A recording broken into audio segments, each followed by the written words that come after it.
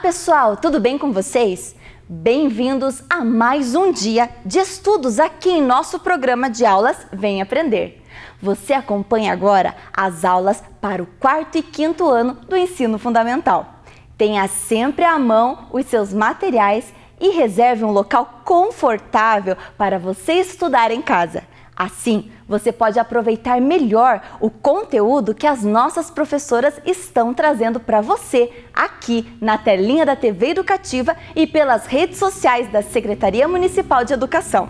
Lembre-se de fazer os exercícios enviados pela sua escola e também aqueles que estão no nosso site isme.pontagrossa.pr.gov.br.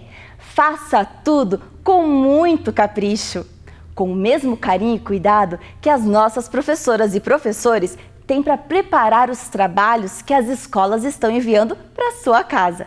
Assim, poderemos completar o nosso ano letivo. Cuide-se, fique em casa, lave sempre as mãos e use a máscara para sair de casa.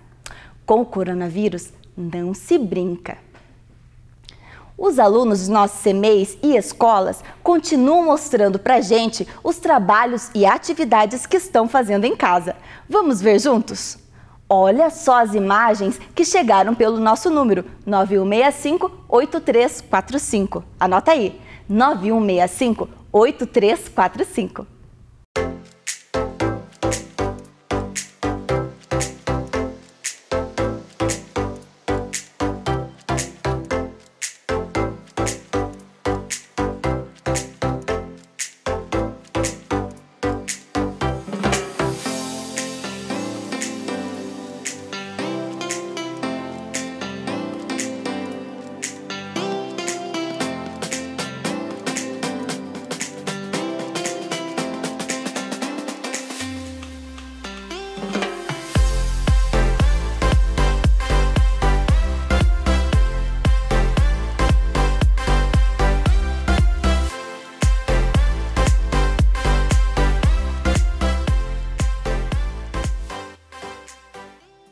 Muito bem, pessoal! Continuem assim, lendo muito e estudando com a gente. Muito bom! Lembre-se que a leitura é não apenas fundamental para que você aprenda, ela é também uma importante companhia nesses dias que estamos em casa. Ela abre a nossa mente e alimenta a nossa imaginação. Além disso, continuem com a gente todos os dias. A sua sala de aula é aqui, na tela da TV Educativa de Ponta Grossa. É hora de estudar. Estão preparados? Então, vamos começar! Fique agora com as aulas do 4º e do 5º ano do ensino fundamental.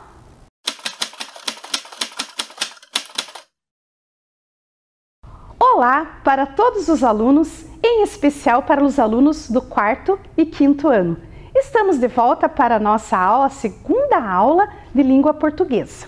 Eu sou a professora Elisaine e convido vocês a estarem conectados com as nossas aulas. Vamos fazer os nossos combinados. Fique em casa tranquilo, fazendo as tarefas, assistindo às nossas aulas e também vocês, a profissão de vocês é estudante, então se dediquem, né? Pratique atividade física, suba e desça escadas, faça exercícios de alongamento, coloque uma música e dance. Busque mais ideias e opções na web, na internet. Lave bem as mãos com água e sabão. Se você não estiver num ambiente onde não possa lavar com água e sabão, você pode usar álcool em gel. Para a nossa aula de hoje, nós vamos utilizar caderno, lápis, caneta, borracha e apontador.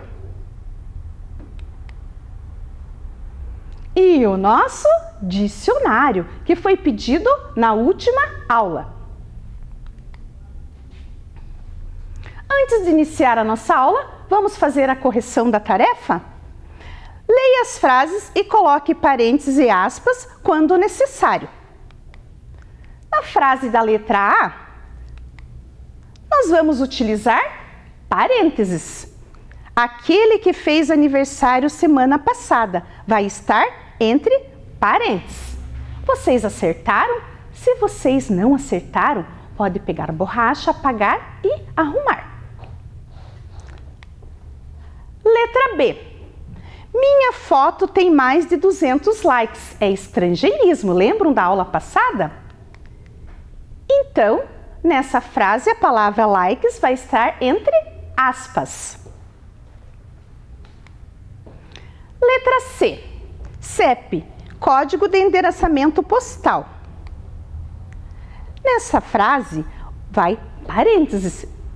No código de endereçamento postal vai estar entre parênteses, porque está explicando que é o CEP.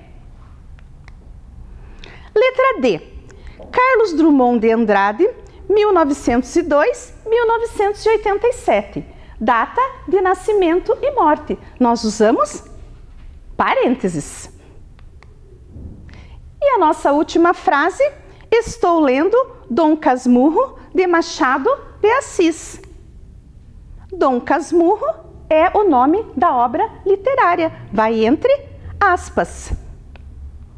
Então aqui está a nossa tarefa, né? A correção. Façam a correção. Vou dar um tempinho para vocês apagarem, organizarem, arrumarem.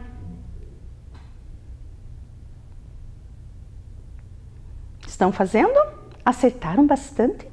Quem acertou tudo é porque prestou atenção na nossa aula passada, né? A aula de segunda-feira. Agora, nós temos a tarefa que é leia o texto com atenção. Uso de tecnologia por crianças, benefício ou perda na infância. Então, essa tarefa era para vocês lerem esse texto e daí era para vocês darem a sua opinião sobre o assunto e se você considera benéfico ou perda da infância, por quê, o que considera essencial nessa fase e depois era para você escrever um pequeno texto colocando e comentando a sua opinião, né? Então, essa opinião é sobre o uso de tecnologias por crianças. Vocês lembram que eu pedi para vocês fazerem o texto e mandar, fotografar e mandar pelo WhatsApp do programa? Então, teve uma aluna que mandou esse texto. Vamos ver? Uso de tecnologia por crianças, benefício ou perda na infância. Esse foi o título do texto. Ah, aqui está o texto da nossa aluna Gabriela. A Gabriela é aluna da escola Plauto Miró Guimarães e ela estuda no 5º ano. Vamos ler como ficou a opinião da Gabriela? A Gabriela falou: a internet ajuda com jogos educacionais e informações sobre o mundo. É no YouTube e no Google que conseguimos materiais para as pesquisas da escola. Mas ela atrapalha com as fake news, conteúdos inadequados e que, muitas vezes, levam as crianças a ficar muito tempo conectadas, gerando um certo vício. Na fase da infância, eu acho importante que as crianças estudem bastante, brinquem muito e usem a internet moderadamente. O que vocês acharam da opinião da Gabriela? Eu acho que ela está certa. Olha lá o que ela falou.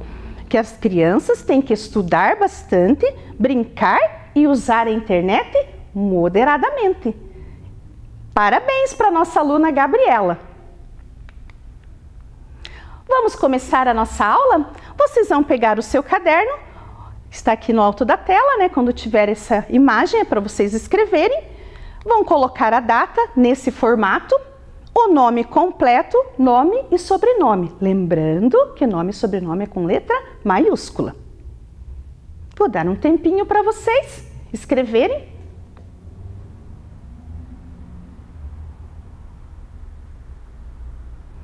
Os objetivos da aula de hoje é localizar palavras no dicionário utilizando como um recurso de escrita. Identificar sílaba tônica em palavras, classificando-as em oxítonas, paroxítonas e proparoxítonas. O nosso tema da aula de hoje é conectados com o meio ambiente. A professora vai fazer uma pergunta para vocês. Como vocês estão tratando o meio ambiente? Vocês estão cuidando? Vocês estão protegendo? Vocês estão preservando? O meio ambiente é muito importante para a nossa sobrevivência. Então, nós temos que preservá-lo. É muito importante. A professora vai ler o texto SOS, Dia Mundial do Meio Ambiente, 5 de junho. No dia 5 de junho, foi o Dia Mundial do Meio Ambiente. Vou fazer o pedido como eu fiz na aula passada. Acompanhe junto comigo aí de casa em voz alta. Atualmente, existe uma grande preocupação em torno do meio ambiente e dos impactos negativos do homem sobre ele. A destruição constante do habitat e a poluição de grandes áreas, por exemplo, são alguns dos pontos que exercem maior influência na sobrevivência de diversas espécies. Vamos para o segundo parágrafo. Tendo em vista o acentuado crescimento dos problemas ambientais, muitos pontos merecem ser revistos, tanto pelos governantes quanto pela população, para que os impactos sejam diminuídos. Se nada for feito, o consumo exagerado dos recursos e a perda constante de biodiversidade poderão alterar consideravelmente o modo como vivemos atualmente, comprometendo inclusive nossa sobrevivência. Dentre os principais problemas que afetam o meio ambiente, podemos destacar o descarte inadequado de lixo, a falta de coleta seletiva e de projetos de reciclagem, consumo exagerado de recursos naturais. Então, vocês podem ver que nós temos que cuidar do nosso meio ambiente, é muito importante. Aqui, nós temos várias palavras.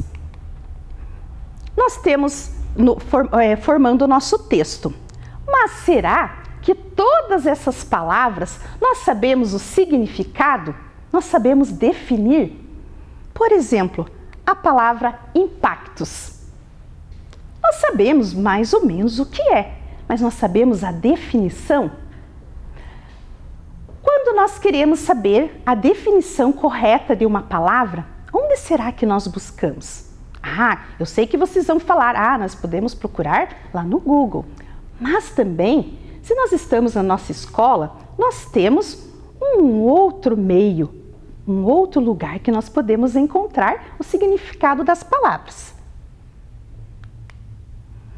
O que podemos fazer para descobrir o significado de uma palavra que desconhecemos ou que não sabemos definir? Olha lá! Para conhecer o que as palavras significam, nada melhor que fazer o uso de um grande amigo nosso, o dicionário. Aqui eu tenho alguns dicionários para mostrar para vocês. Aqui nós temos o dicionário tradicional, Esse dicionário traz as palavras em ordem alfabética, onde nós temos no alto da primeira página uma palavra, essa palavra é a primeira. E do outro lado, a palavra que tem aqui, ela é a última palavra. Então, sempre na página vai ter a primeira palavra e a última palavra que está aqui. Muito bem, esse é um dicionário tradicional. Para nós procurarmos no dicionário as palavras, nós temos que saber muito bem a ordem alfabética. Olha só, esse dicionário nos facilita a vida. Ele já nos traz aqui, a ordem alfabética já enunciada. Aqui a letra C, eu vou procurar as palavras com a letra C. Está aqui. Aqui tem a letra D e vai na sequência. Mas não é só porque esse dicionário tem a ordem alfabética facilitada que vocês não têm que saber. Os alunos de 4º e 5º ano já têm que dominar a ordem alfabética. Nós também temos o nosso dicionário ilustrado. O nosso dicionário ilustrado, ele é mais utilizado nas séries iniciais, porque ele tem as letras maiores, né? Então os pequenos ficam mais fácil para eles lerem as palavrinhas. Então aqui, né, nós temos os dicionários. Muito bem.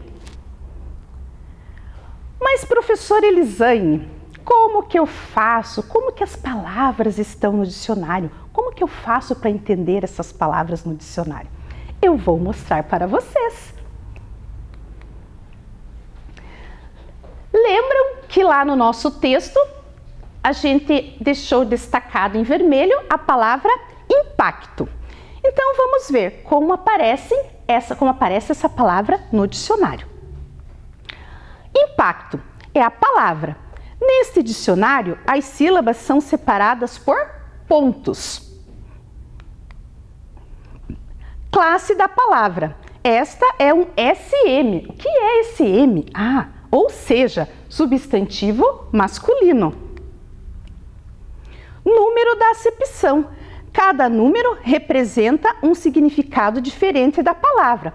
Vocês podem observar aqui que nós temos 2 números, então essa palavra tem 2 significados. E toda essa parte aqui que está circulada em amarelo chama-se verbete. Verbete é o conjunto de acepções de uma palavra, forma um verbete. Vamos ler o verbete da palavra impacto? Impacto, substantivo masculino. 1. Encontro de projétil, míssil, bomba ou torpedo com alvo. Choque. Impressão muito forte. Nos nossos dicionários também tem as abreviações. Então, para economizar espaço, os dicionários usam muitas abreviações. Veja alguma delas. SF, substantivo feminino. SM, substantivo masculino. ADJ, adjetivo. SING, singular. PL, plural.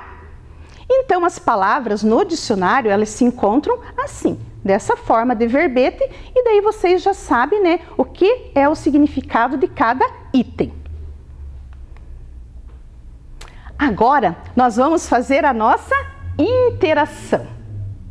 Vou desafiar vocês a procurar no seu dicionário o significado da palavra biodiversidade. Eu também vou procurar no meu. Eu vou pegar o dicionário tradicional. Então vejam bem, a professora foi boazinha e já deixou para vocês uma palavra que começa com a letra B, que vai estar bem no início do dicionário. Então vamos lá. Então aqui nós começamos, né, com a letra A, mas eu não quero, a minha palavra não começa com A, porque é a palavra biodiversidade. Então nós vamos para a letra B. Tá aqui, ó, B. Mas aqui eu tenho o B e o A, mas é bio, então eu tenho que procurar onde está o B e o I. Aqui já passei para o C, vamos voltando. Aqui eu acho que eu já tinha procurado, mais ou menos já está marcado. Então aqui nós temos o B e o E, que é a primeira palavra, né, que está no alto aqui da nossa página, que é a palavra bestialógico. Mas daí, lá a última palavra é bicheiro. Então eu preciso, a minha palavra é biodiversidade. Então ela deve estar aqui. Vamos ver.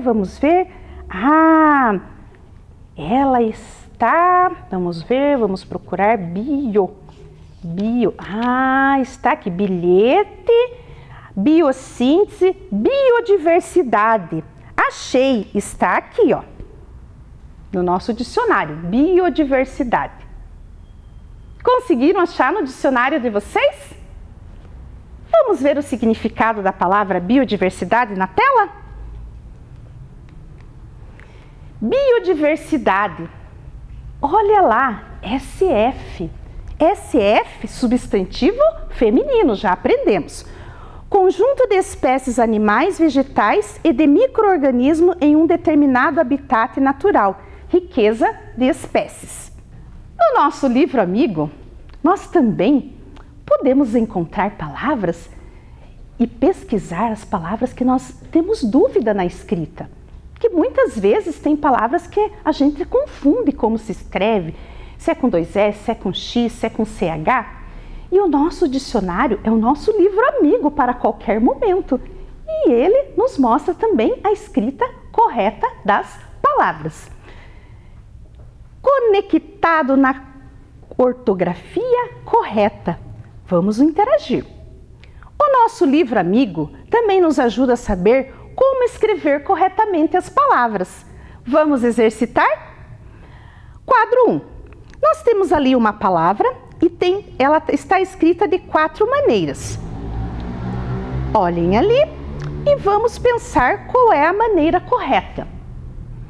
Mas professora, eu estou numa dúvida. No quadro 1, eu já vi essa palavra talvez escrita de 2 maneiras. Nós já vamos falar sobre isso.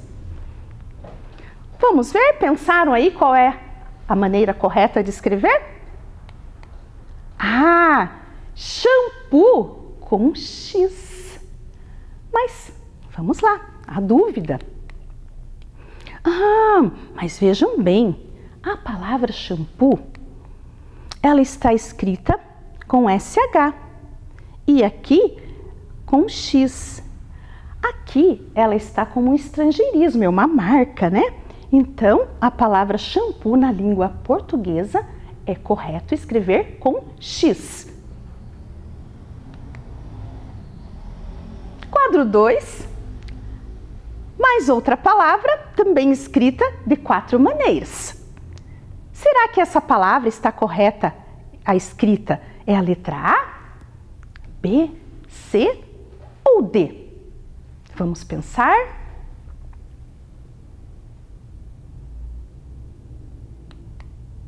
Ah, é a letra D.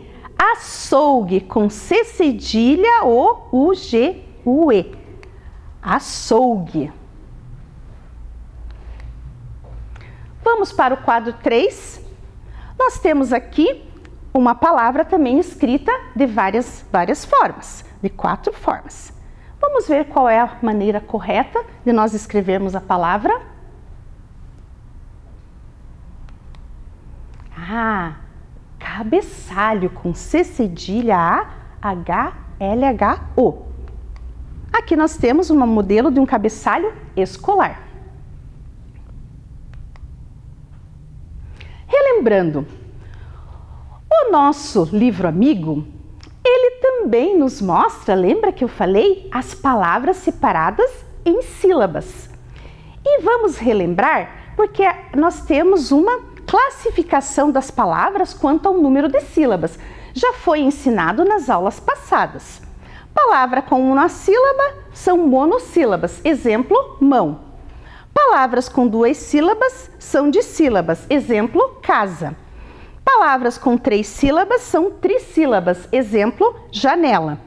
Palavras com 4 sílabas ou mais são polissílabas. Exemplo, universo. Mas nós precisamos aprender bem, né, o conteúdo ensinado hoje, porque ele vai se tornando mais difícil e nós temos que saber, né, muito bem. Então agora nós temos uma outra classificação para as nossas palavras. Ah, classificação das palavras quanto à posição da sílaba tônica. Ela pode ser classificada em oxítona, paroxítona e proparoxítona. Vamos ver como que nós vamos saber se uma palavra é oxítona. As palavras oxítonas são aquelas em que a última sílaba é pronunciada com mais intensidade. É a sílaba tônica. Aqui nós temos o exemplo, a palavra jacarandá. A sílaba tônica é a última, então ela é oxítona. As palavras paroxítonas são aquelas em que a penúltima sílaba é pronunciada com maior intensidade. Seria a sílaba tônica A, penúltima. Última, penúltima. Ela é paroxítona. Proparoxítona.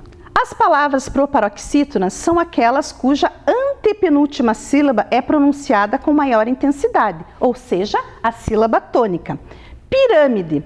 Vejam bem, a antepenúltima, última, penúltima, antepenúltima. Ela é uma palavra proparoxítona. Todas as palavras proparoxítonas pertencentes à língua portuguesa são acentuadas.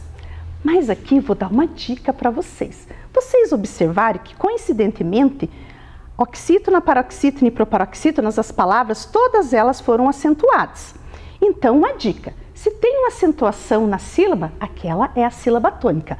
Mas as palavras oxítonas e paroxítonas nem sempre são acentuadas. As proparoxítonas, sim. Professor Elisane, eu entendi. Mas e as palavras monossílabas? Como nós vamos fazer? Ela não tem última, penúltima nem antepenúltima. As palavras monossílabas, elas têm as suas próprias regras. Vamos ver? Regras para as palavras monossílabas. Palavras monossílabas são formadas por apenas uma sílaba. Elas são classificadas em monossílabo átono e monossílabo tônico. Os monossílabos átonos são palavras vazias de sentido, não possuem autonomia fonética, são pronunciados com pouca intensidade e só têm significado na frase.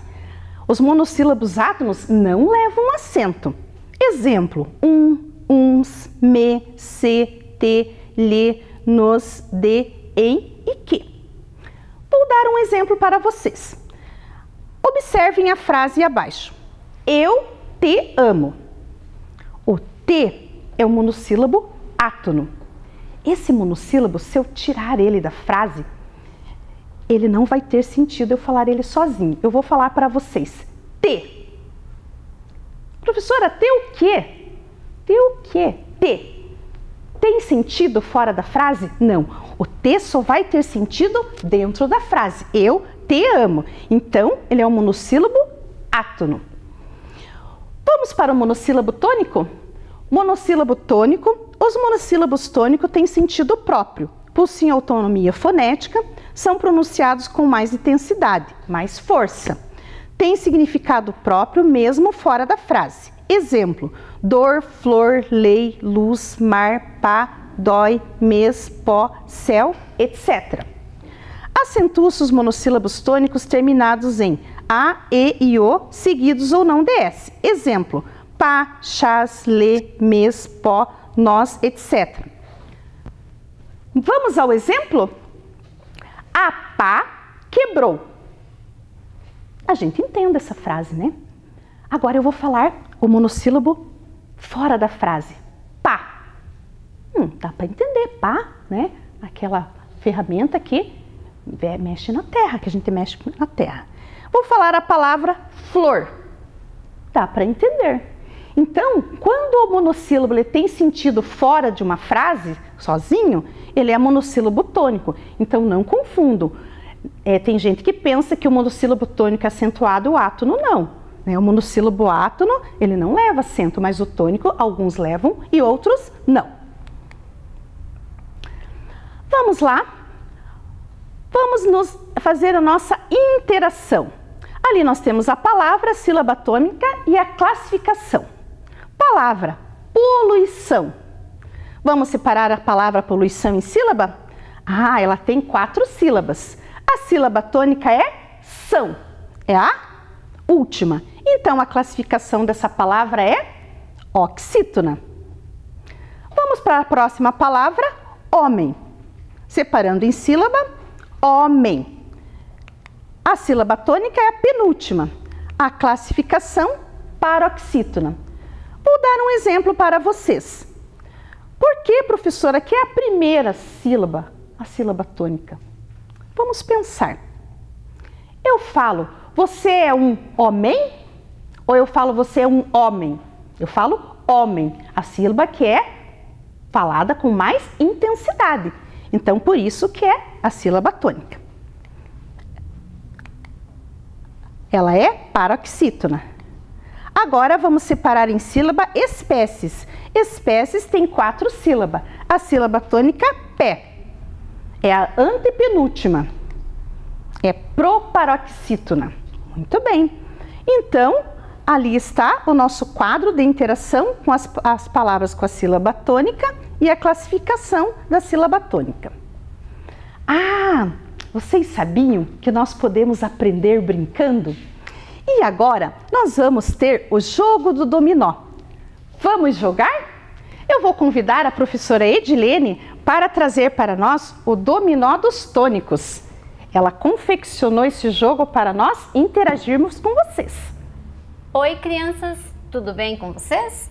Estou então aqui com a professora Elisane para ensinar e mostrar para vocês um jogo bem legal. Se vocês gostarem, vocês poderão fazer o seu em casa para jogar com os irmãos, com os pais. Vamos lá? Vocês vão pegar uma folha, qualquer folha, vão dividir essa folha ao meio. De um lado vocês vão escrever palavras, no outro lado a classificação silábica que a professora Elisane já ensinou, que é oxítona, paroxítona e proparoxítona.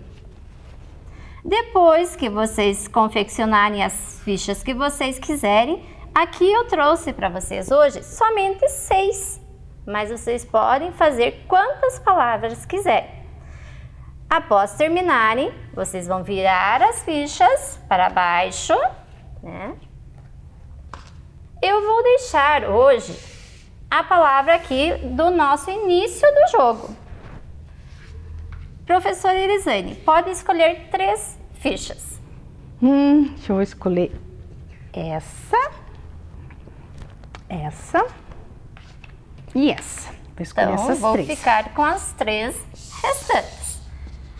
Em casa, vocês não precisam mostrar as fichas para os colegas. Aqui nós vamos colocar só para vocês visualizarem quais foram as palavras que nós escolhemos. Por exemplo, eu fiquei com a palavra biológicas. Vocês podem perceber que o ló está em outra cor. Por que será? Porque ela é a palavra tônica, a palavra que eu pronuncio mais forte. É o mesmo caso também na palavra recursos. Ela está destacada, porque é ela que eu pronuncio mais forte. E a cipó, né, que é a última palavra que eu escolhi, também ela é acentuada, ela está na última sílaba. Quais você pegou, professora Elisane? Eu peguei a palavra coleta, que está a sílaba tônica é o lê, animal, sílaba tônica mal, e benéfica, a sílaba tônica né. Vamos começar o jogo? Vamos. Professora Elisane, você tem alguma palavra que seja oxítona? Deixa eu ver aqui. Não. Tenho sim. Então pode colocar. Tenho Qual sim. palavra que você achou? A palavra animal. Agora eu vou ter que procurar nas minhas fichas uma palavra paroxítona. Qual que é a sílaba mais forte? É a penúltima sílaba. Vamos ver? Eu tenho. Achei a palavra recursos. Recursos.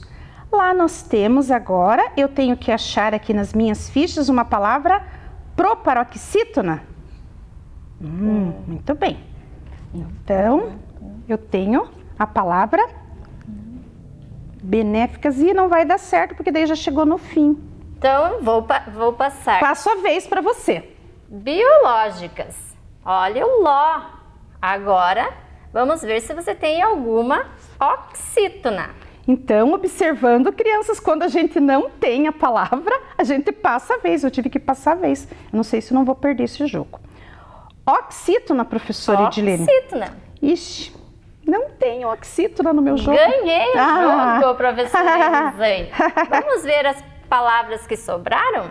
Então, na sequência, né, paroxítona, eu tenho a palavra coleta, porque a paroxítona é a penúltima, última, penúltima, que é a sílaba tônica.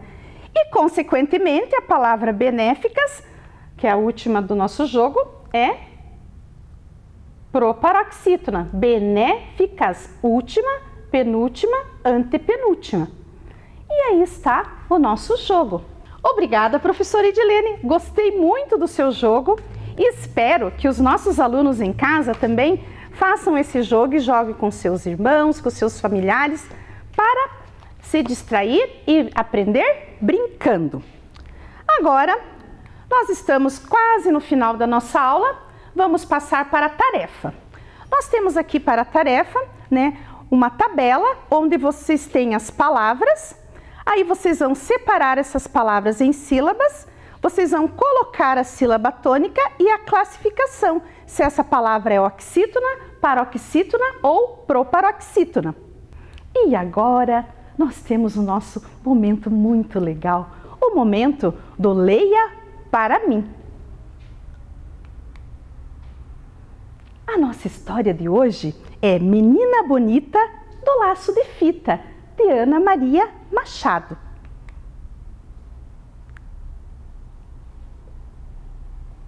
Menina Bonita do Laço de Fita. Era uma vez uma menina linda, linda. Os olhos dela pareciam duas azeitonas pretas, daquelas bem brilhantes. Os cabelos eram enroladinhos e bem negros, feito fiapos da noite. A pele era escura e lustrosa, que nem o pelo da pantera negra quando pula na chuva.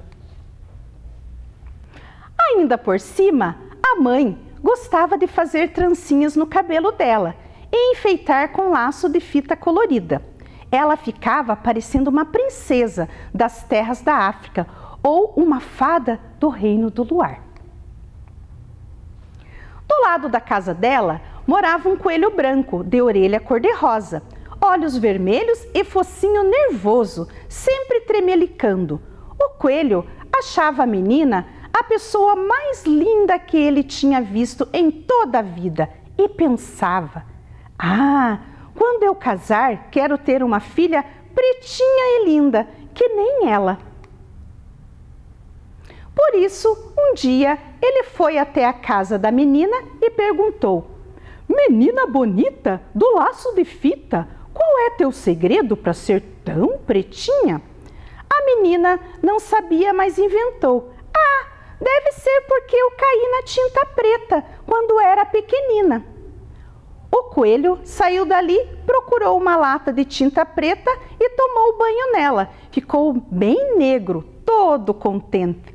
Mas aí veio a chuva e lavou todo aquele pretume. Ele ficou branco outra vez. Então ele voltou lá na casa da menina e perguntou outra vez: Menina bonita, do laço de fita, qual é teu segredo para ser tão pretinha? A menina não sabia, mas inventou: ah, deve ser porque eu tomei muito café quando era pequenininha. O coelho saiu dali e tomou tanto café que perdeu o sono e passou a noite toda fazendo xixi, mas não ficou nada preto. Então ele voltou lá na casa da menina e perguntou outra vez: Menina bonita, do laço de fita, qual é teu segredo para ser tão pretinha? A menina não sabia, mas inventou: ah, deve ser porque eu comi muita jabuticaba quando era pequenina. O coelho saiu dali e se empaturrou de jabuticaba até ficar pesadão, sem conseguir sair do lugar. O máximo que conseguiu foi fazer muito cocozinho preto e redondo, feito jabuticaba, mas não ficou nada preto. Por isso, daí a alguns dias, ele voltou e perguntou outra vez: Menina bonita, do laço de fita, qual é teu segredo para ser tão pretinha? A menina não sabia e já ia inventando outra coisa, uma história de feijoada. Quando a mãe dela, que era uma mulata linda e risonha, resolveu se meter e disse: artes de uma avó preta que ela tinha. Aí o coelho, que era bobinho, mas nem tanto, viu que mãe da menina devia estar dizendo a verdade, porque a gente se parece sempre com os pais, os tios, os avós e até com os parentes tortos. E se ele queria ter uma filha pretinha e linda, que nem a menina, era que procurar uma coelha preta para se casar. Ah, não precisou procurar muito. Logo encontrou uma coelhinha escura como a noite, que achava aquele coelho uma graça. Foram namorando, casando e tiveram uma ninhada de filhotes. Que coelho, quando desanda a ter filhos, não para mais. Tinha coelho para todo gosto, branco bem branco, branco meio cinza, branco malhado de preto, preto malhado de branco e até uma coelhinha bem pretinha. Já se sabe, a filhada da tal menina bonita que morava na casa ao lado. E quando a coelhinha saía, de laço colorido no pescoço, sempre encontrava alguém que perguntava: coelha bonita do laço de fita, qual é o teu segredo para ser tão pretinha? Ela respondia: conselhos da mãe da minha madrinha. E assim chegamos ao fim da história de hoje. Chegamos também ao final da nossa segunda aula da semana. Eu deixo um beijo para vocês no coração e até a nossa próxima aula.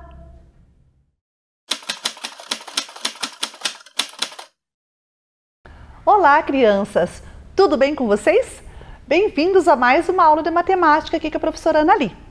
Bem, e como toda a nossa aula, a gente inicia com a correção da tarefa, é isso mesmo. Então, vamos lá? Então, a nossa tarefa, né, da aula de ontem foi duas situações problemas, né? Então, primeiro, Jonas tinha 30 figurinhas. Como 1/5 das suas figurinhas eram repetidas, ele deu-as para o seu irmão Felipe. Queremos saber quantas figurinhas o irmão Felipe recebeu. Então, a gente vai pegar as 30 figurinhas, a gente vai dividir por 5, por quê? Porque o todo que eu quero em partes iguais. Então, as partes iguais são 5. Então, 30 divididos em 5 partes iguais vai me dar 6, né? Porque 6 vezes 5 é 30 e na divisão ali não sobra resto. Então, ali está escrito lá, vou pegar 30, dividir por 5 partes iguais e depois vou pegar uma parte apenas. Uma parte do total das 5 partes vale 6. Então, quantas figurinhas recebeu o Felipe? 6 figurinhas. O número 2, a gente tem ali para a gente contar, né, quanto que equivale a fração daquelas quantidades que a gente está colocando ali para vocês, dos foguetes, dos aviões e dos balões. Então, primeiro, 1/2 dos foguetes, ou a metade dos foguetes, são 4 foguetes. Muito bem. A letra B, 1/3 dos aviões, apenas 3 aviões, porque eu dividi, né, o todo ali em 3 partes iguais. E os balões, dividido em 5 partes iguais, os totais de balões, dividido por 5, deu 2 balões, a parte de 1/5. Muito bem. Então, essa aí é a nossa tarefa. E qual é a nossa aula de hoje? O que será que a gente vai trabalhar hoje? Vamos ver aí nosso objetivo? A gente vai identificar, por meio de investigações, as regularidades na tábua operatória. Então, o que significa isso, professora? Então, o que significa, né, regularidades na tábua operatória? Então, a tábua operatória é a mesma coisa que a gente dizer que é a tábua de Pitágoras. Pitágoras foi um filósofo matemático grego que viveu lá na antiguidade, né? Ele é considerado o pai da matemática e ele, por ser filósofo matemático, ele teve algumas contribuições muito importantes para a matemática.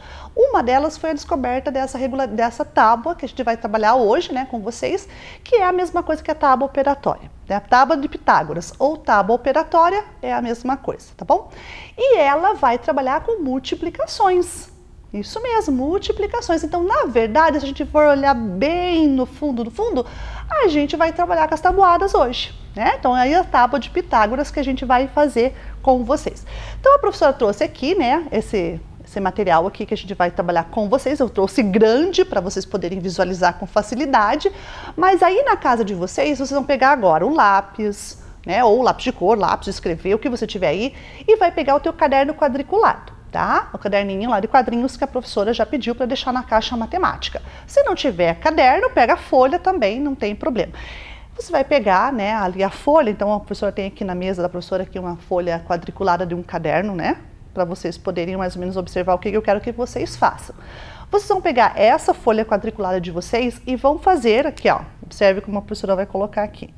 Vai pegar num cantinho lá de cima da folha, né, e vai fazer, você vai contar primeiro, ver se aqui, ó, nessa distância tem mais que 10 quadradinhos. No meu aqui, no caso, tem, né, ó, 1, 2, 3, 4, 5, 6, 7, 8, 9, 10, 11, 12, 13, 14, 15, mais o primeiro aqui, 16. Então, eu tenho 16 quadrinhos aqui, então vai dar tranquilo. Aqui, mais ou menos na altura do segundo, né, eu vou marcar um X para fazer vezes, né, ó, fazer um vezes aqui.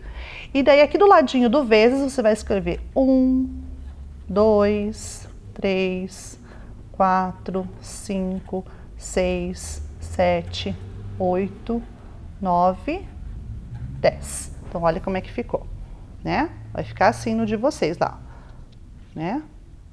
E aqui embaixo do X, você vai fazer a mesma coisa, número 1 ao 10. 1, 2, 3, 4, 5, 6, 7, 8, 9, 10. Então, olha lá. Então, no caderno de quadrinho de vocês, vai ficar exatamente assim, tá? E aqui no meio, a gente vai trabalhar com o que a gente vai precisar, né, na nossa tábua operatória aqui hoje. Então, eu só vou mostrar para vocês aqui que vocês vão fazer aí um quadrado. Por que um quadrado, professora? Porque vai dar 10 por 10, né? Vai ter 100 quadradinhos no meio desse quadrado aqui. Então, olha como é que a professora está fazendo aqui. Vou fechar o quadrado. E os números vão ficar pelo lado de fora desse quadrado, tá? Então, vai ficar assim, ó, o de vocês, no caderno. E tudo que a professora for fazer aqui no maior, né, nessa base maior que a professora trouxe para vocês, vocês vão fazer no caderno de vocês. Porque, como eu falei, eu trouxe grande para a gente poder fazer e vocês visualizarem com maior propriedade, ok? Então, vocês vão pegar lá a folha de vocês e a professora vai fazer aqui no dela. Bem, primeira coisa, nós vamos construir essa tábua, então. Antes da gente fazer as análises dela, vamos construir, tá bom? Vamos fazer o seguinte. Tudo que a gente for trabalhar na tábua aqui, a gente vai considerar aquela ideia que a gente trabalhou algumas aulas atrás, da grade retangular. Vocês lembram lá da matriz retangular que a gente trabalhou com linhas e colunas? Que eu tenho, por exemplo, 2 colunas e 2 linhas, significa que eu tenho 2 vezes 2? Então, a ideia é que é a mesma coisa. A gente vai trabalhar com linhas e colunas, né, e achar as respostas que a gente quer.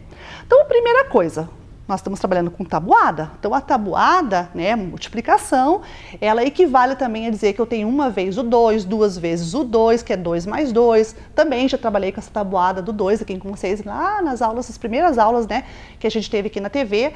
Então, agora nós vamos pôr em prática agora para o 4º e para o 5º ano, né, que nós já temos, assim, um conhecimento um pouquinho melhor, né, dessas relações aí das somas repetitivas, né, e podemos compreender também as ideias aqui da matriz retangular nas tabuadas que a gente vai fazer agora. Então, vamos lá.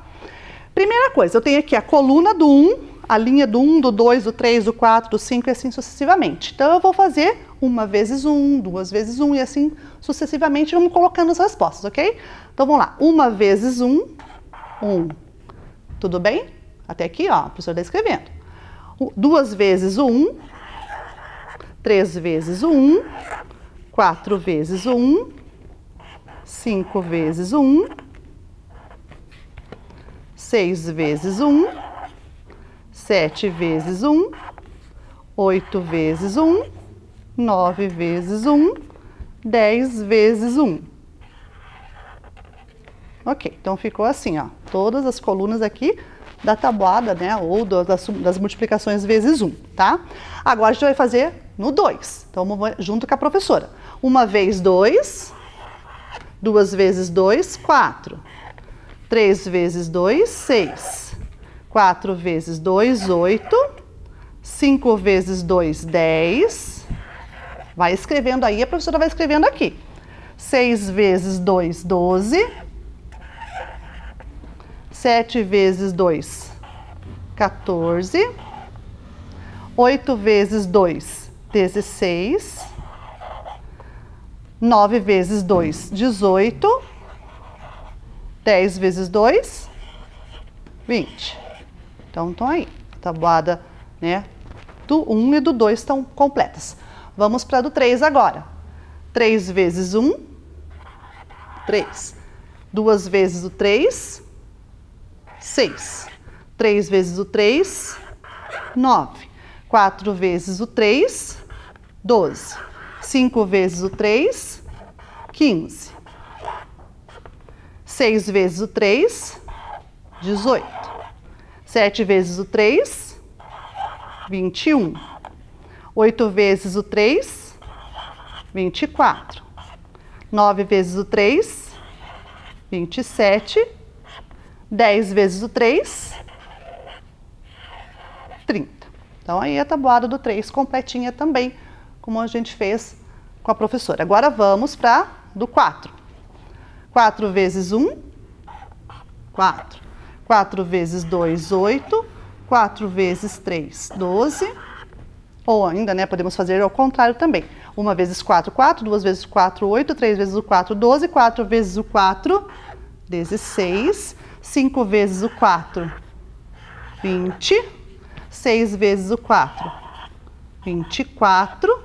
7 vezes o 4, 28. 8 vezes o 4, 32. 9 vezes o 4, 36. 10 vezes o 4, 40. Então, aí nós temos, né, a tabuada do 4. Agora vamos para o 5. 5 vezes 1, 5. 5 vezes 2, 10. Ou 2 vezes o 5, 10. 3 vezes o 5, 15. 4 vezes o 5, 20. 5 vezes o 5, 25. 6 vezes o 5, 30. 7 vezes o 5, 35. 8 vezes o 5, 40. 9 vezes o 5, 45. 5 vezes 10, ou 10 vezes o 5, 50. Então, aí é a tabuada do 5. Vamos para do 6. 6 vezes 1, 6. 6 vezes 2, ou 2 vezes o 6, 12. 3 vezes o 6, 18. 4 vezes o 6, 24. 5 vezes o 6, 30. 6 vezes o 6, 36. 7 vezes o 6, 42. 8 vezes o 6, 48. 9 vezes o 6, 54. E 10 vezes o 6, 60. Ok? Beleza? Estamos aí com a nossa tábua quase cheia. Vamos para a tabuada do 7 agora. 1 vezes 7, 7. 2 vezes 7, 14. 3 vezes 7, 21. 4 vezes o 7, 28. 5 vezes o 7, 35. 6 vezes o 7, 42. 7 vezes o 7, 49. 8 vezes o 7, 56. 9 vezes o 7, 63. 10 vezes o 7, 70. Então, aqui está a tabuada do 7, ok? Vamos para o 8. A professora vai puxar um pouquinho mais perto da prof aqui. Aí. 1 vezes 8, 8. 2 vezes 8, 16.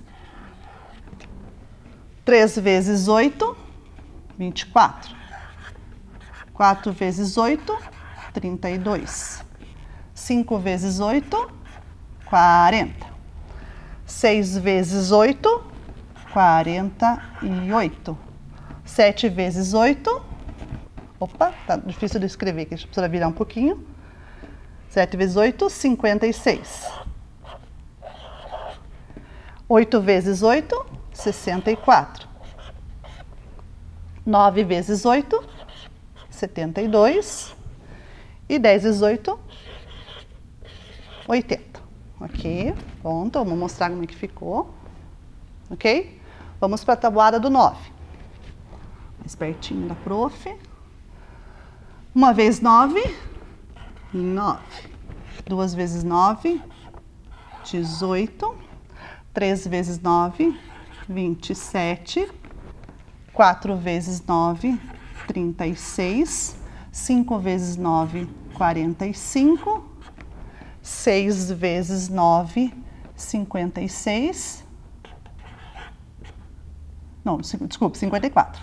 Ó, 6 vezes o 9, 54. 7 vezes o 9, 63. 8 vezes o 9, 72. 9 vezes o 9, 81. 10 vezes o 9, 90. Terminamos a tabuada do 9. Vamos para a do 10. A do 10 é fácil, porque é de 10 em 10, né? 1 vezes 10, 10. 2 vezes 10, 20. 3 vezes 10, 30. 4 vezes 10, 40. 5 vezes 10, 50. 6 vezes 10, 60. 7 vezes 10, 70. 8 vezes... Opa, pulei alguma coisa? 70, 80. Agora 8 vezes 10, 80. Isso mesmo, estamos certinho. 9 vezes 10, 90. E o último, 10 vezes 10, 100. Ok, então preenchida a nossa tábua de Pitágoras. Verifica aí na sua, se você fez igualzinho. Olha aqui no quadro como é que tá. Tudo certinho. Isso, conferido? Muito bem. Então, vocês viram como a gente consegue construir todas as tabuadas dentro dessa tabela operatória, ou dessa tábua operatória, que é a tábua de Pitágoras? Então, a gente consegue, na hora de estudar a tabuada, por exemplo, fica muito mais simples e mais fácil. Só que a gente não vai só construir ela, né? Agora a gente vai fazer umas análises aqui, a gente vai fazer algumas investigações dentro dessa tabela para descobrir as relações que existem dentro de cada uma delas. E você vai ver quanta coisa legal a gente vai descobrir. Então vamos comigo? Então dê uma olhadinha aqui na tabela, né, aí de casa de vocês. Olhem bem. Assim que a professora vai mostrando a tabela aqui, vocês também podem ir na casa de vocês, darem uma olhadinha na de vocês e descobrir tudo isso que nós estamos falando aqui vai estar aí na de vocês também, ok? Então vamos pegar, por exemplo, aqui a tabuada do 4, né? Vamos começar com a tabuada do 4. Então, a tabuada do 4, eu posso olhar tanto na linha do 4, quanto olhar na coluna do 4. Por exemplo, se eu falar para vocês assim, quanto que é 4 vezes o 3? Então, a gente vai olhar na tabuada que é 12, né? A gente vai observar lá o 12 que está aparecendo na nossa tábua operatória.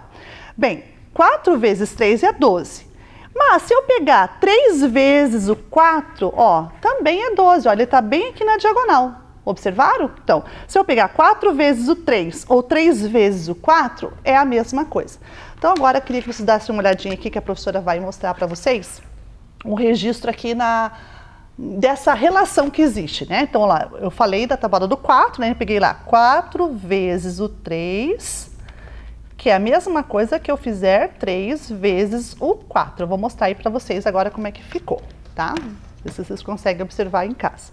Então, a mesma coisa que quando eu falo 4 vezes o 3, eu digo 3 vezes o 4, eu estou falando da mesma coisa. A gente observou aqui pela tabela agora, né? Na hora que a gente olhou para a tabela, a gente verificou que o 4 vezes o 3 e o 3 vezes o 4 é a mesma coisa, ok? Muito bem. Então, essa é uma das primeiras coisas que a gente pode observar na hora que trabalha com a tabela operatória, né, com a tábua de Pitágoras. Quando a gente começa a observar essas relações, a gente começa a entender muita coisa bem legal e estudar fácil a tabuada e conseguir fazer todas as multiplicações que a gente queira, tá bom? Então, a primeira coisa que a gente observou foi essa. Se eu trocar o lado, né, a ordem ali dos algarismos, se eu colocar o 4 na frente, o 3 atrás, o 3 na frente, o 4 atrás, em qualquer situação de qualquer uma das tabuadas, eu vou ter a mesma resposta, né? Olha lá, ó, por exemplo, 5 vezes o 2, a gente observa aqui o 10. E 2 vezes o 5, olha lá, também é 10. Então, se eu fizesse assim, ó, uma linha, né? Vou pegar aqui o fio que está ajudando a professora, ó. 5 vezes o 2, 10. Então, vou pôr o fiozinho aqui, ó, no 10. E vou lá na mesma diagonal achar o 2 vezes o 5. Então, olha aqui, ó, 10 aqui e 10 lá. Então, nessa linha diagonal aqui, eu tenho uma simetria, né? Olha, uma simetria, porque o 12 com o 12, estão vendo? Que eu já falei para vocês do 4 vezes 3 e do 3 vezes 4. Agora eu estou falando do 2 vezes 5 e do 5 vezes 2. Então, existe 10 aqui e existe 10 lá também, porque é a mesma coisa. Então, nós já descobrimos uma das propriedades. Uma das propriedades é essa, se eu alterar a ordem ali dos dois fatores, colocar um fator na frente, outro atrás e vice-versa, não vai alterar o resultado final. Então, essa foi uma das descobertas que a gente fez agora. Outra descoberta interessante, vamos olhar para todas as multiplicações do número vezes ele mesmo, ok? Então vamos olhar aqui que a professora vai fazer um círculo, eu gostaria que vocês fizessem em casa a mesma coisa que eu faço aqui na minha tabela, ok? Vamos lá. A primeira coisa, números iguais, 1 vezes 1, que é um número igual, né? 1 é igual a 1, então 1 vezes 1, 1. Então, ó, vamos fazer um círculo lá no produto do 1 vezes 1? Então façam esse círculo que a professora fez aqui.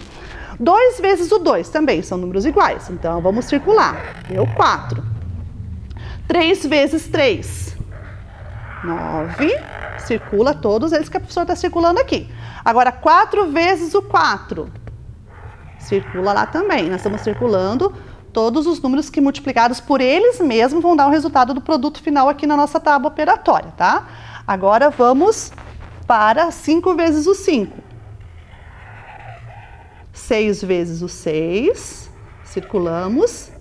7 vezes o 7. 8 vezes o 8.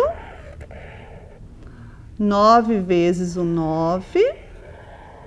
E o último lá, 10 vezes o 10. Então, a gente circulou todos os produtos do número multiplicado por ele mesmo. Então, observe aqui, o que tem de interessante nesses números? Bem, se a gente observar esse número, ó, a gente vê que ele é vezes ele mesmo, e são os únicos números que a gente não repete na tabuada. Olha lá, vocês conseguem observar repetições? Quer dizer, não todos, né? A grande maioria deles, o 4 ainda a gente consegue repetir, mas tem alguns deles que a gente não repete. Por quê? Porque ele é um número que a gente chama de número quadrado. O que é o número quadrado, professor? Então, eu vou explicar aqui na mesa, né, para vocês observarem aqui que a professora vai escrever aqui na nossa lousa, nessa pequenininha lousa que tem aqui. Então, o que é um número quadrado? Então, eu vou mostrar para vocês aqui o exemplo de um número quadrado. Então, observe o que a professora vai fazer. O que é um quadrado? Primeiro, uma figura geométrica de 4 lados iguais, não é verdade? Então, eu vou fazer aqui um quadrado de tamanho 2 por 2. Né? Então, eu vou fazer a olho nu aqui, né? Uma estimativa de medida, ó, 2 por 2. Então, agora eu ligo aqui, eu fiz um quadrado de tamanho lado 2, né? Se é um quadrado 2 por 2. Quantos quadradinhos pequenos tem aqui no meio? 4. Então, isso que significa número quadrado. Todo número multiplicado por ele mesmo, a gente chama de número quadrado. O resultado, né, o produto, a gente... Opa, deixa eu só melhorar aqui, senão vocês vão confundir com a outra que eu já trabalhei com vocês. Então, vamos voltar aqui. Né? Igual. Ó, então, deixa eu precisar mostrar para vocês aí. Então, o número que é quadrado é esse número que a gente chama, que a gente consegue desenhar um quadrado nas medidas da proporção que ele diz aqui, ó. 2 por 2. 2 por 2, deu o resultado 4. Então, o 4 a gente fala que é um número quadrado, a gente chama ele de número quadrado. Então, todos esses números que estão na diagonal aqui são produtos dele por ele mesmo, são números quadrados, tá? A gente chama de número quadrado.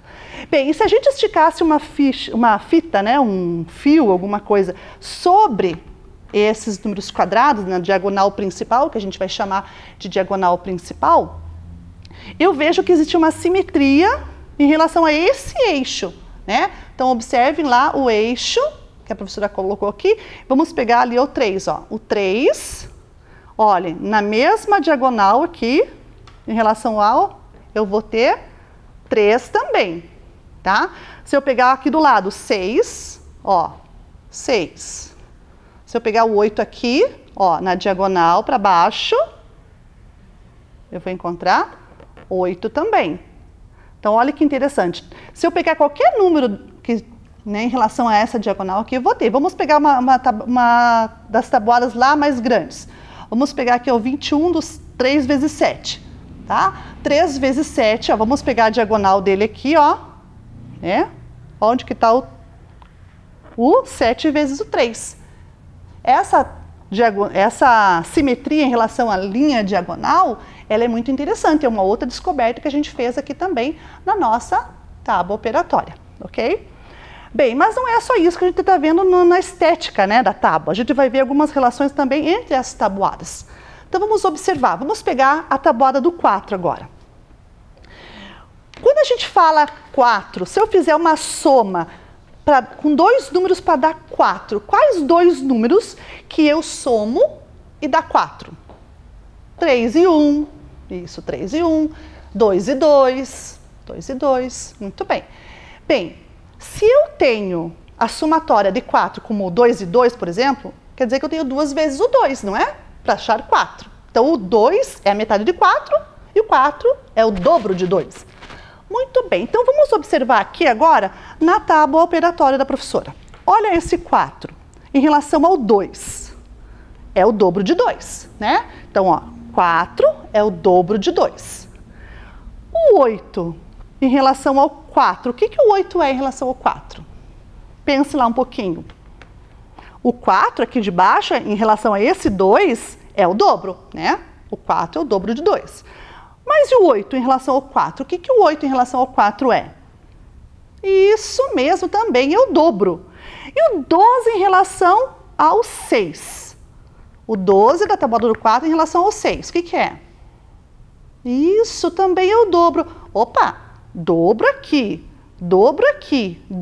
em relação à tabuada do 2. Será que todas as outras também dá certo? Quanto que é o dobro de 8? 16. Quanto é o dobro de 10? 20. Quanto é o dobro de 12? 24. Quanto é o dobro de 14? 28. Quanto é o dobro de 16? 32. Quanto é o dobro de 18? 36. Quanto é o dobro de 20? 40. Olha que interessante essa nossa descoberta, quer dizer, a tabuada do 4 é o produto, né, da tabuada do 4 é o dobro do produto da tabuada do 2. Essa foi uma das informações importantes que a gente descobriu. Tá, vamos pular agora para a tabuada do 5, tá? Já descobrimos uma das propriedades da tabuada do 4, que é o dobro do produto da tabuada do 2. Beleza. Então, se eu dobrar todos os produtos da tabuada do 2, eu vou encontrar os produtos da tabuada do 4. Ok. E lembrando que a palavra produto é o resultado de uma multiplicação, tá? Porque a professora está falando aqui na esperança, né, e na sabedoria de que vocês aí em casa estão sabendo do que a professora está falando. Mas só para lembrar, produto é o resultado de uma multiplicação.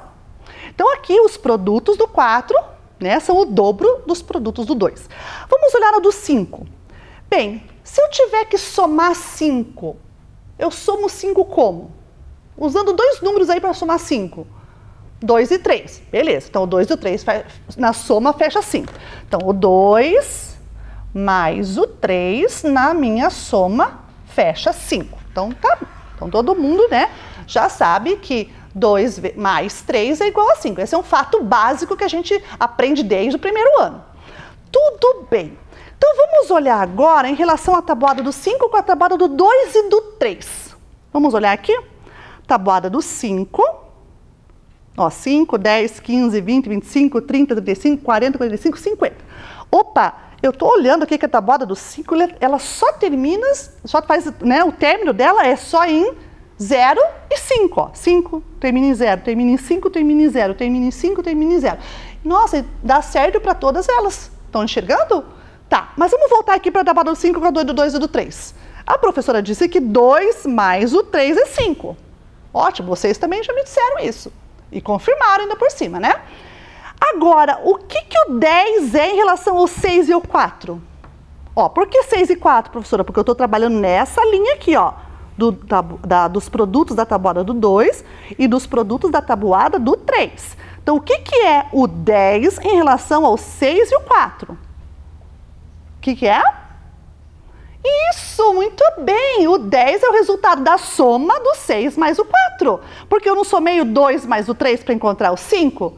Então, eu somei o 6 mais o 4 para encontrar o 10. E se eu somar o 6, que dá aqui da tabuada do 2, com o 9 da tabuada do 3, ó, somando aqui os dois, eu vou encontrar quanto? 15, muito bem. Será que dá certo aqui também? 8 mais 12, 20. Olha que engraçado, mais uma situação que a gente descobriu agora. Então quer dizer que os produtos da tabuada do 5, eles são resultados da soma dos produtos da tabuada do 2 e do 3. Ótimo, então essa foi uma descoberta nossa. Então quer dizer que se eu não lembrar quanto que é 5 vezes o 2, eu posso fazer 2 vezes 2 mais 3 vezes 2?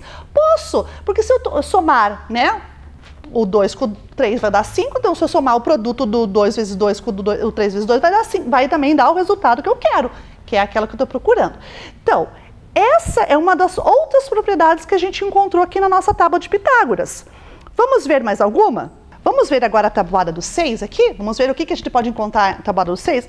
O que é o 6 em relação ao 3? Em relação ao 3, ele é o dobro, muito bem. Será que os produtos aqui são o dobro também dos produtos da tabuada do 3? Vamos verificar? Aqui do ladinho, ó. O 6 da tabuada do 3, que é 2 vezes o 3. Agora vamos pegar o 12 aqui na tabuada do 6, que é 2 vezes o 6. O que o 6 é em relação ao 12? Isso, o 6 é metade. Ou seja, o 12 é o dobro do 6. Então, a relação aqui é o dobro. O dobro de 9, 18. Olha aqui, ó, na linha da tabuada do 6 ainda. O dobro de 12, 24. O dobro de 15, 30. O dobro de 18, 36. 21, 42. De 24, 48. 27, 54. De 30, 60. Ok, então o do 6 também é o dobro da tabuada do 3. E assim a gente consegue observar qualquer outra tabuada nessas condições, ou fazendo somas, né, das tabuadas menores, ou achando a questão do dobro, até mesmo do triplo, porque na tabuada do 6 eu também poderia considerar a tabuada do 2 fazendo o triplo dela, né? Olha aqui, ó, 6 vezes 2 não é 12? Então o triplo de 4 quanto é?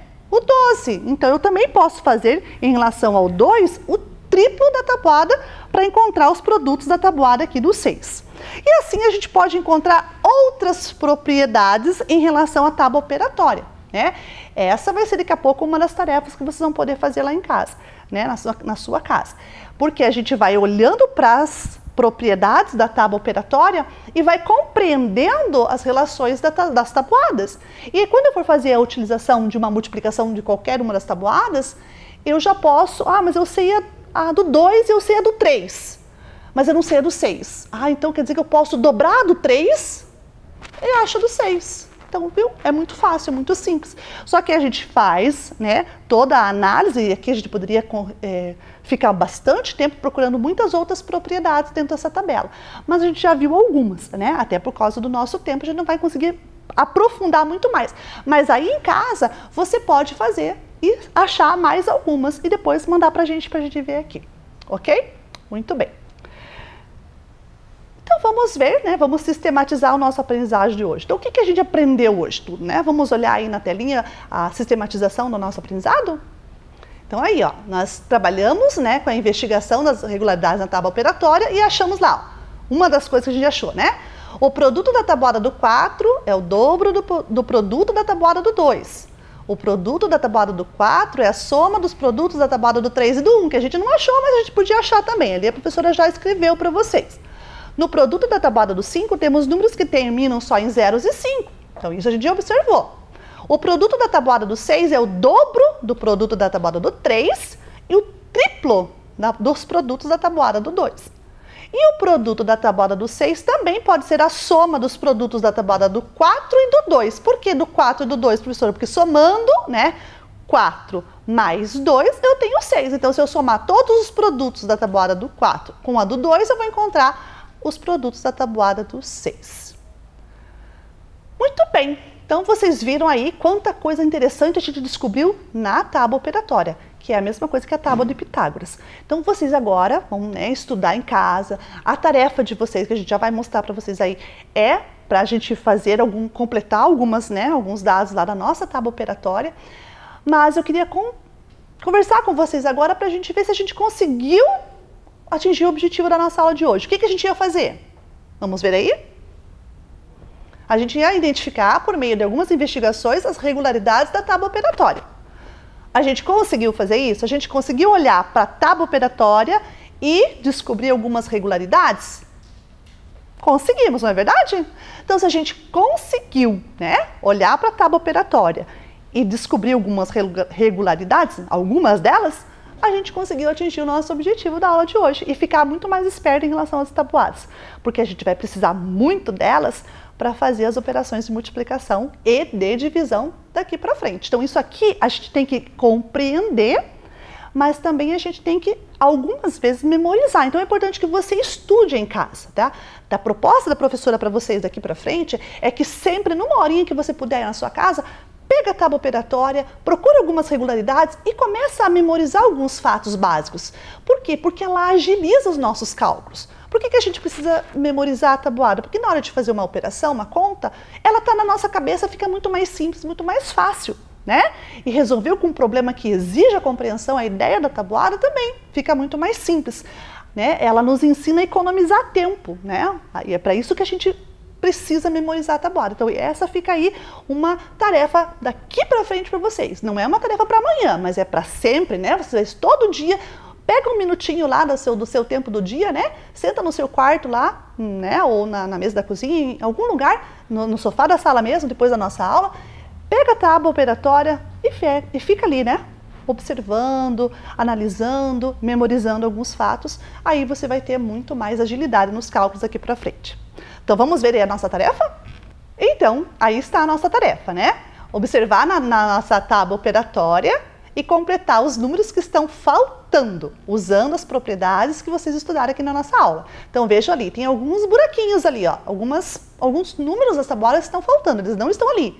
Lembre que eu posso usar aquela propriedade, né, que a gente descobriu lá da simetria em relação àquele eixo que a professora já pintou ali para vocês, o eixo principal, que são os números, né, dos dobros ali, ou melhor, os números que são quadrados, né, aqueles números que a gente multiplica ele por ele mesmo, e aí tem uma simetria em relação aos dois lados, tanto o lado de cima quanto o lado de baixo, né, o superior ou o inferior.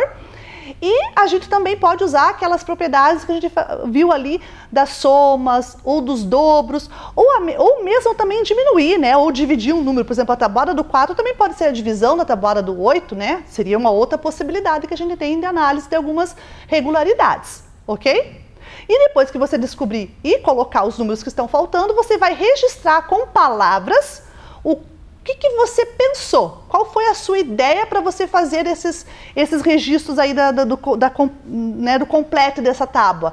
Você usou a simetria da tabela? Você usou uma propriedade do dobro de algum dos produtos? Você somou alguns produtos? O que você fez, né? Aí você escreve pelo menos um deles ali para você já ter registro de como que você pensou. Essa parte de registrar o pensamento é muito importante. Lembra que a professora sempre fala pra gente, colocar no papel aquilo que está pensando nos ajuda e muito, não é verdade? Bem, meus amores, a gente fica por aqui, né? Espero que vocês tenham gostado e aprendido na nossa aula de hoje. Fica a dica aí para vocês, né, olharem para a tábua operatória, estudarem um pouquinho mais, né, memorizar alguns fatos importantes, né, e depois mandar pra gente o que vocês estão fazendo aí, ok? A gente fica por aqui, um beijão e até a nossa próxima aula.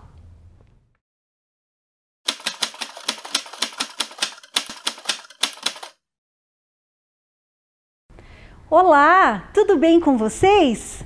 Vocês não me conhecem ainda, porque por aqui passaram as professoras Vânia, Silmara, Cristina, que já trabalharam com vocês formação humana. Mas eu vou me apresentar. Eu me chamo Adriane Bueno.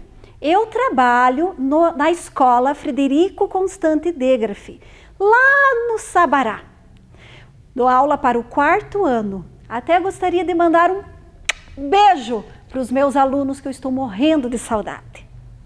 Mas vamos para a nossa aula. Hoje eu vou trabalhar com vocês formação humana e ensino religioso. E o tema da nossa aula é a importância do diálogo interreligioso, as diferentes formas de manifestar a fé. Os objetivos são conhecer diferentes religiões, refletir sobre a intolerância religiosa e o diálogo interreligioso, respeitar as diferentes formas de manifestar a fé. Então vamos lá, vamos começar a nossa aula. E eu vou começar a nossa aula com uma pergunta. Lembram que na aula passada a professora Cristina e a professora Silmara deram uma tarefinha para vocês? Para que vocês investigassem, pesquisassem sobre uma religião, sobre um ritual dessa religião? Pois então, eu gostaria de perguntar para vocês se vocês sabem me dizer quantas religiões existem no mundo. Pensa um pouquinho lá. Pensa lá, quantas religiões você conhece diferente que de repente o tio, a tia, a família, os amigos têm? Pense lá, contabilize quantas religiões tem. E agora imagine quantas religiões diferentes nós temos no mundo inteiro. Pensou? Pois olhe lá, nós temos aproximadamente no mundo 10.500 religiões diferentes. Isso mesmo, você ouviu direitinho. Aproximadamente 10.500 religiões diferentes. É muita coisa. E você veja que nós conhecemos muito pouco. E no Brasil? No Brasil também nós temos muitas religiões diferentes. Dezenas de maneiras diferentes de manifestar a fé. E agora eu vou trazer para vocês 6 religiões diferentes, para que a gente possa conhecer um pouquinho, pelo menos, dessa diversidade religiosa que nós temos no nosso país. Atenção na tela, que eu vou passar para vocês as imagens dessas religiões, enquanto eu vou contando para vocês curiosidades sobre ela. Vamos lá? Cristianismo. O cristianismo começou há mais de 2.000 anos e é uma fé baseada na vida e nos ensinamentos de Jesus Cristo. Os cristãos acreditam na existência de um único Deus que enviou seu Filho, Jesus Cristo, para salvar a humanidade. O livro sagrado dos cristãos é a Bíblia. O cristianismo é praticado por católicos, evangélicos, pentecostais, protestantes, ortodoxos,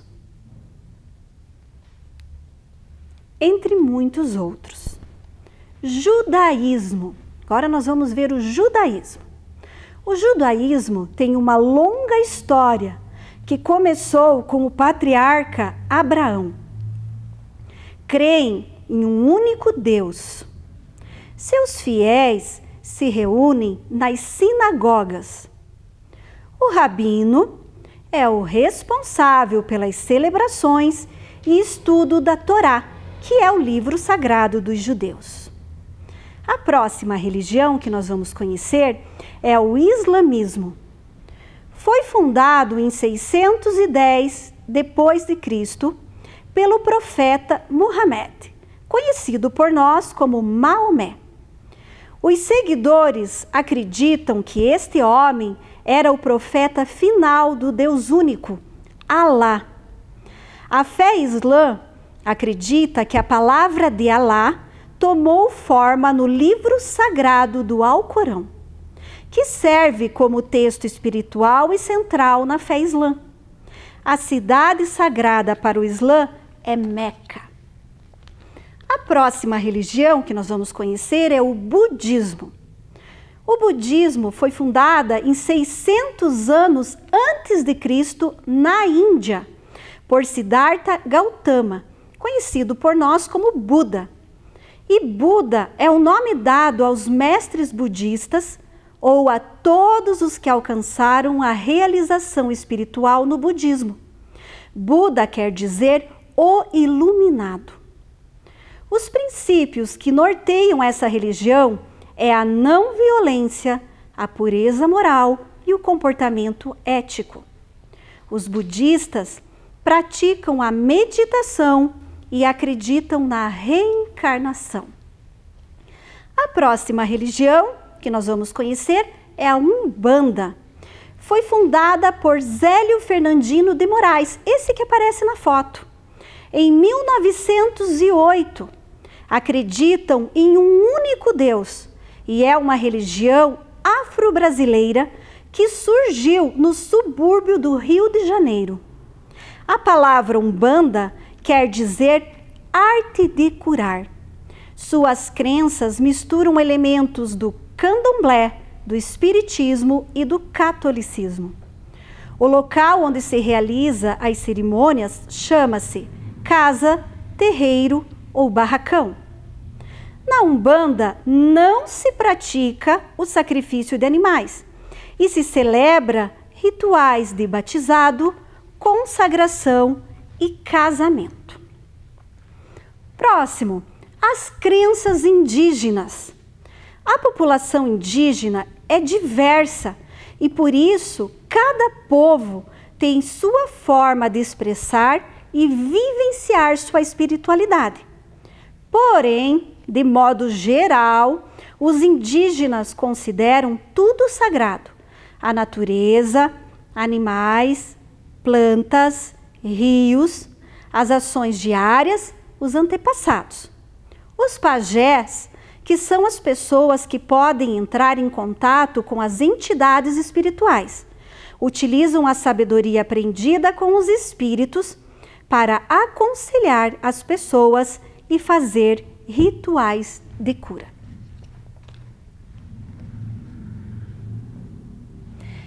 Viram quanta diversidade, quantas religiões diferentes? Isso porque nós apresentamos apenas 6. Vocês notaram nas imagens a diferença na vestimenta, no ambiente, no espaço, na maneira de cada pessoa professar a sua fé? E você sabe o que é interessante quando a gente fala de religião? Que muitas religiões conversam entre si, têm elementos iguais ou parecidos. Por exemplo, o Jesus Cristo. Jesus Cristo, para os cristãos, é considerado o Filho de Deus, o Salvador. Porém, Jesus Cristo também aparece no islamismo, mas como um profeta, não como o Filho de Deus, mas como um profeta. E no judaísmo, Jesus Cristo foi criado e educado na fé judaica. Ele era judeu e por isso ele aprendeu com a Torá, ele aprendeu os ensinamentos do judaísmo. Veja que interessante. Outra questão importante também que nós podemos notar é o budismo, que surgiu na Índia, porém tem muitos adeptos e ficou super conhecido no Japão. E a Umbanda, que é uma religião brasileira, afro-brasileira, nascida no nosso país, também tem elementos do catolicismo, do espiritismo. Viu como é interessante? Como as religiões acabam se conversando entre si e todas elas pregam o amor ao próximo. Interessante.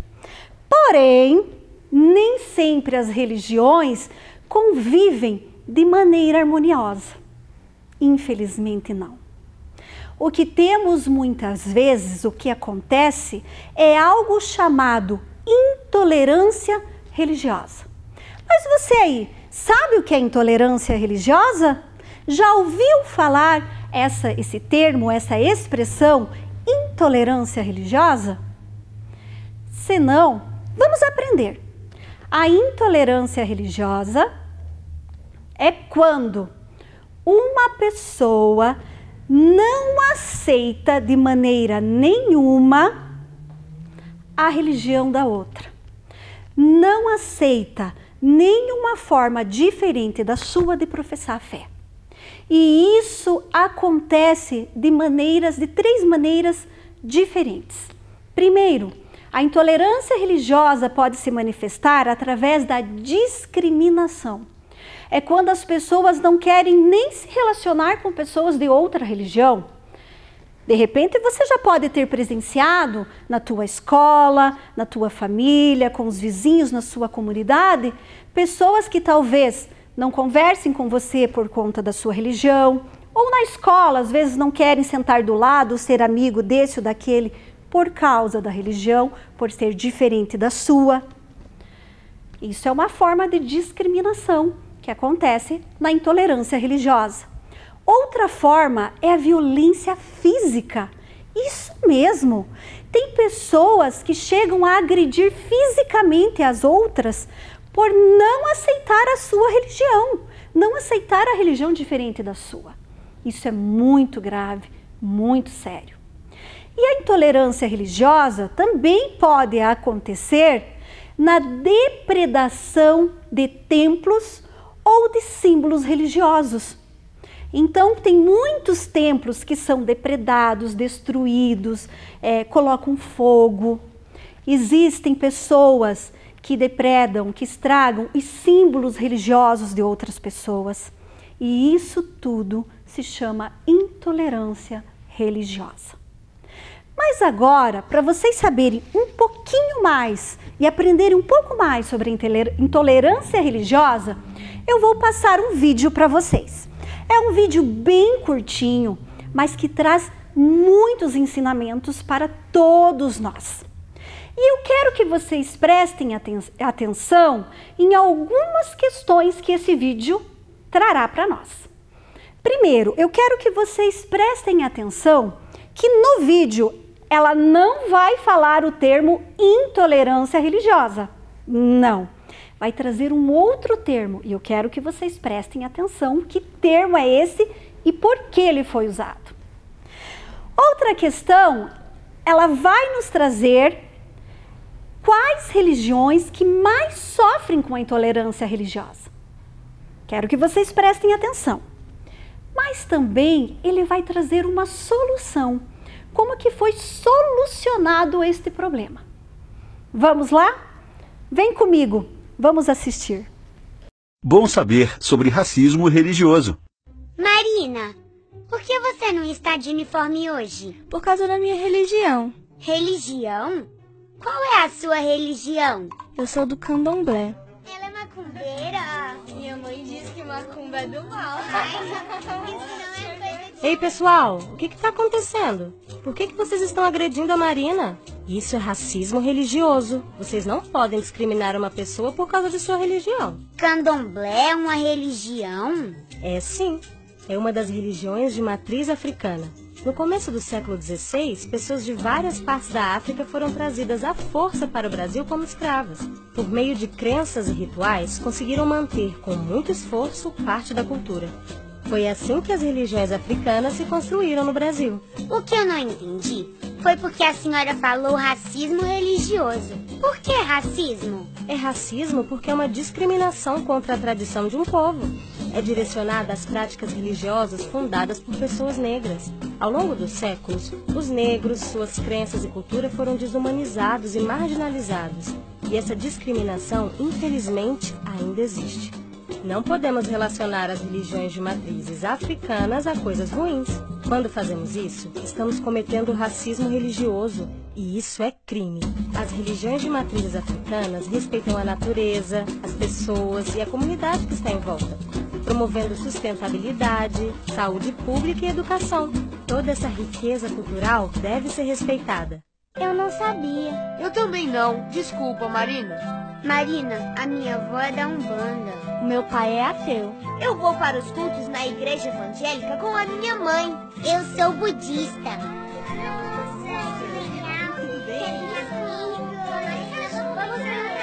Racismo religioso não pode ser tolerado. Se você foi vítima ou presenciou algo, denuncie.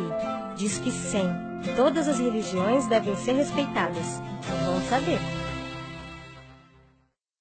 Gostaram do vídeo? Interessante, né? Agora vamos às questões que eu propus antes do vídeo.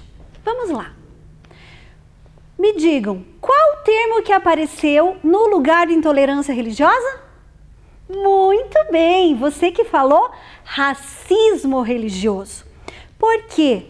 Qual a diferença entre a intolerância religiosa e o racismo religioso? A intolerância religiosa, ela está ligada apenas à religião. O racismo religioso tem itens a mais. Ele vai contra um povo, da sua origem, a sua cultura, a sua cor da pele. Então o racismo ele tem muito mais. Por isso que ali nós vimos sobre o racismo religioso. Porque os afrodescendentes, eles não sofrem só a intolerância religiosa, mas eles sofrem também com o racismo religioso. Vocês viram que ali apareceu uma outra religião, que não foi nenhuma das que nós falamos, que é o candomblé. E as religiões que mais sofrem com a intolerância religiosa são as afro-brasileiras. Por quê? Porque nós temos essas questões relacionadas ao racismo. Vocês têm visto na televisão tantos movimentos, tantos protestos contra o racismo. E ele se apresenta também nessa forma. Porém, vocês viram que a solução que a professora deu para a situação que criou ali foram duas. Primeiro, o conhecimento. Segundo, o diálogo. Isso mesmo. Quando conhecemos as outras religiões, quando conhecemos essas outras formas de manifestar a fé, nós conseguimos manter o respeito e a tolerância. E o diálogo é muito importante. E uma das formas que os líderes religiosos encontraram para harmonia, paz e o bom convívio entre as religiões foi o diálogo interreligioso. E o que será que é o diálogo interreligioso? É o diálogo entre os vários líderes, as várias pessoas de várias religiões diferentes que se reúnem não para uma falar para que seja da minha religião, convencer a outra a ser da minha religião. Não, de jeito nenhum. Mas eles conversam para conhecer o que o outro prega, a sua crença, o que acredita, e assim traçarem juntos um caminho de paz, de harmonia e de bom convívio. Vocês vão ver agora uma imagem. Nessa imagem aqui, nós temos um bom exemplo de tolerância religiosa e de diálogo interreligioso.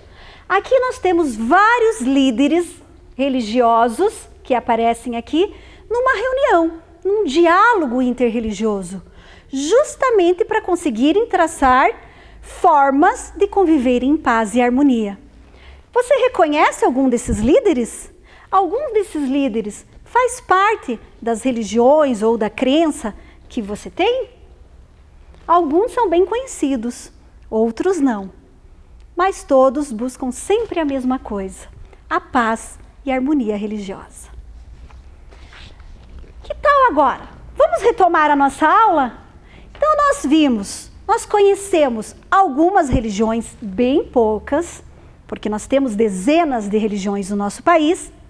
Refletimos sobre a intolerância religiosa, mas também sobre o diálogo interreligioso, a importância do diálogo para se respeitar, e as principais religiões que sofrem com a intolerância religiosa, que são as afrodescendentes. Mas vale lembrar que todas as religiões sofrem com a intolerância religiosa, porém as afrodescendentes muito mais. Mas, como não pode faltar, nós temos a nossa tarefa. Vamos para a nossa tarefa? A tarefa de hoje é: crie uma campanha de combate à intolerância religiosa. Então, o que vocês vão fazer? Vocês aprenderam sobre a importância do diálogo interreligioso, a importância do respeito às outras religiões. Então, vocês vão fazer uma campanha. Eu trouxe aqui hoje 2 exemplos de campanha. Observem lá. A primeira campanha, o primeiro cartaz, geralmente traz uma frase que nos ajuda a refletir sobre o tema. Então vamos ver a primeira frase. Toda crença busca a paz, o amor e união. Intolerância religiosa, nem por um segundo. Aí nós temos os desenhos da pombinha branca que representa a paz e das pessoas representando as várias religiões. E aqui nós temos a segunda campanha, que serve também como exemplo, com uma frase e uma imagem. Então, espero essa campanha bem bonita. Mande para o nosso Facebook as imagens. De repente, se a sua campanha for muito boa, vai que de repente pode ser divulgada aí no nosso município, entre as escolas. Ok? Aguardo a campanha de vocês, as fotos bonitas. Terminamos nossa aula. Tudo de bom, se cuide, fique em casa. Até mais. Chegamos ao final de mais um programa de aulas Vem Aprender.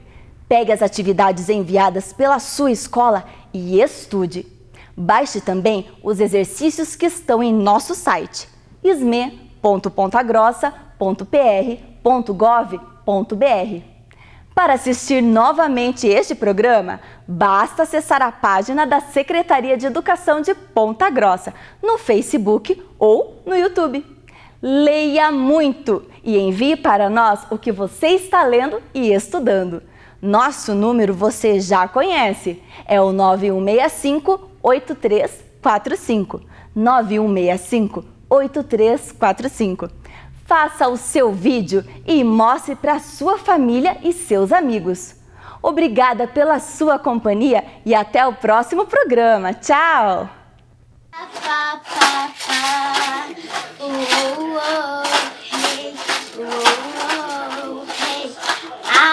Se eu acordasse todo dia com você, bom dia. Então do café na cama, faltaria xícaras.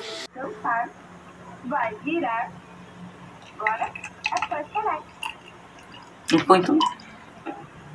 Vira um saco. Agora põe a tampa, só que com cuidado para não soltar a pedrinha. E tira a placa e manda pra gente. Bem tampado. Agora põe aí. Põe e solta, rapidinho. Não, tem que esperar.